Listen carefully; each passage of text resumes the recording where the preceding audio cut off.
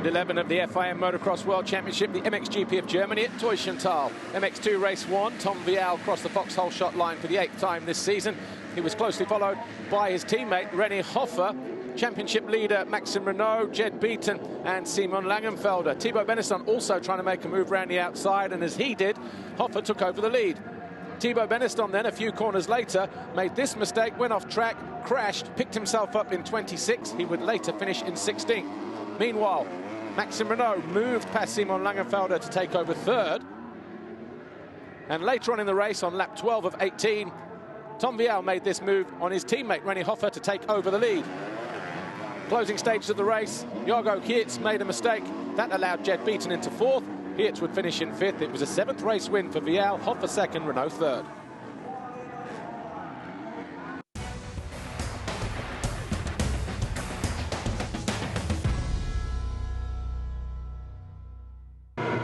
MX2 race 2, once again over on the far side. Tom Vial over the foxhole shot line for the 9th time this season, closely followed by Maxime Renaux and Thibaut Benesson and Jorgo Geerts. Jed Beaton was in 4th position as well. Vial held on to the lead though through the first couple of corners. 3 or 4 laps in, Thibaut Benesson fell. He would eventually finish in 9th. René Hofer was charging through the field. He passed Kai de Wolf to move into 5th place, around about 3rd distance. Mattia Guadagnini getting caught by Mikkel Harp, but then Guadagnini found his way past Langenfelder. That put him up into 8th place. Wilson Todd fell, but would not lose any positions. He stayed in 7th. Mikkel Harp eventually got the better of Mattia Guadagnini to move into 8th place. Jed Beaton got caught napping by René Hofer as the Austrian moved into 4th with a handful of laps to go.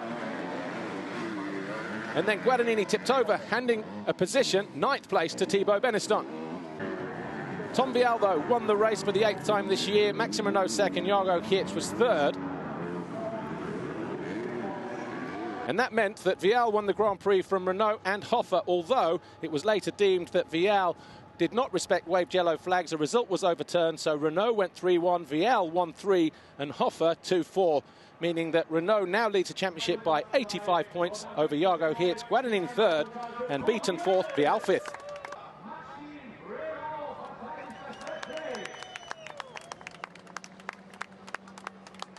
Yeah, I had another good start and was tight the first corner with Maxime, but I could lead all the race. Was nice. I had a good rhythm with the track, really good feeling. So I want to thank all the team for the amazing work, and yeah, see you in France next weekend.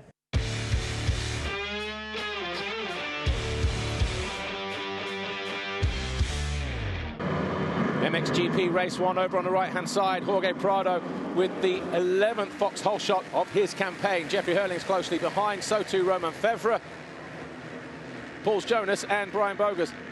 Tim Geiser not too far behind either, in the mix in around 6th or 7th place. Before we reach turn 4 though, Jeffrey Hurling's around the outside of Prado to take over the lead. This move was replicated 2 laps later as Prado got the better of Hurlings to take over the lead on lap 3. Tim Geiser eventually found his way past Romain Fevre to move into 3rd place with about 7 laps to go. He then went after Hurlings and Prado. Prado did not want to give up the lead easily. He almost crashed on the face of this jump here, trying to keep Hurlings at bay, but the two had a dramatic finish. Prado came across Hurlings, who won the race, but they both crashed out spectacularly.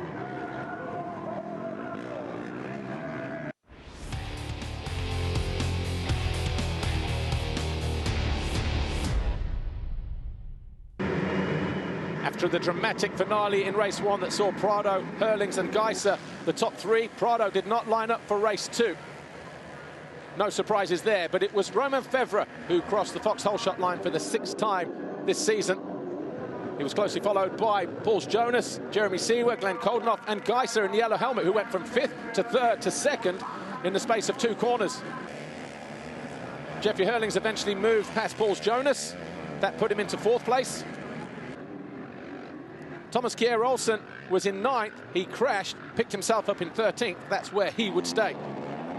Hurlings nudged up the inside of Glenn Koldenoff on lap 7 to move into 3rd, but he was not putting the pressure on the leaders at this point. Jeremy Seewer found his way past Brian Bogus to take 6th. And then Geiser, once again, same move as race 1. Repeated the move that took him into the lead, this time in race 2 on Roman Fevre. A rider fell, Koldenhoff couldn't do anything about it. Pauls Jonas went around the outside into 4th place. And on the last lap, Seewer found his way past his teammate to take 5th. It was a 6th race win of the season for Tim Geiser, who won the Grand Prix with a 3rd and a 1st, his 33rd career victory. Hurlings was 2nd with a 2nd and a 3rd overall. Fevre 3rd with a 4th and a 2nd. That means Tim Geiser goes back to the championship lead after just 1 round. Hurlings now 2 points behind. Fevre 6 behind him. Prado and Cairoli ran out the top 5. But a good job for Tim Geiser, bouncing back from Sardinia. Yeah, I'm super happy. I mean, like, I don't know what to say. Just like 3 weeks ago, it happens, you know, like I broke my collarbone, and now, you know, like 2 races back, 3 weeks back, we are back on the top. So I'm really happy. The season is still really, really long, so I will try to be consistent, try to heal my injury completely, so I can be 100%.